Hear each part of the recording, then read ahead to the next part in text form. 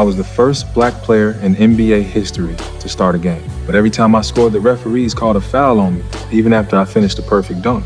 The referee blew the whistle without hesitation. The reason given was that they had never seen a move like that before. The coach angrily declared it was blatant provocation, but the referees directly ejected the coach from watching the game. As the first black player ever signed by the NBA, the moment my feet stepped onto the court, all the white fans in the stands stood up and cheered for me. I didn't know if it was encouragement or mockery, but I knew this was my chance to change my destiny.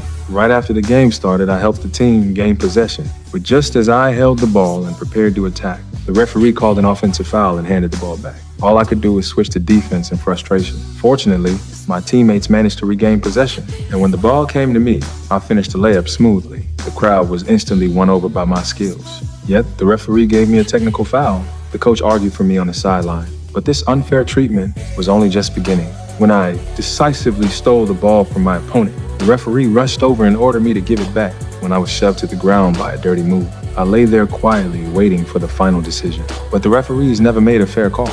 My initial passion was instantly buried by injustice. So I stood up, ready to fight back against it. But when I completed another flawless dunk, the referee immediately blew the whistle again. By then I already had 4 fouls on me, and the coach had no choice but to sub me out, without me as their center. The score gap between the two teams kept growing. By halftime, we were already down by more than 10 points. The coach drew up a brand new strategy, but I had lost my desire to win. Because the moment I stepped on the court as a black starter, I was destined to be a clown toyed with by white people. Yet the coach still refused to give up on me. Looking at my hands, I suddenly thought of my childhood. My mother saw my talent for basketball early on. She didn't want me working the fields like the others. She hoped I could change my fate through sports. As I grew up, my skills surpassed everyone my age. The words my childhood coach once said suddenly inspired me. I decided to show my talent to the world. After a moment of thought, I returned to the bench. When the coach decided to put me back in, I chose to change my aggressive style. To avoid giving the referees a reason to call fouls,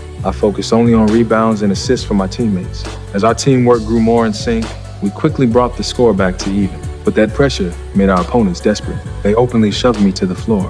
I thought the referees would ignore it again, but this time they finally gave the ball back to us. With only 7 seconds left in the game, according to the play, I should have passed to a teammate. But I was completely surrounded by defenders.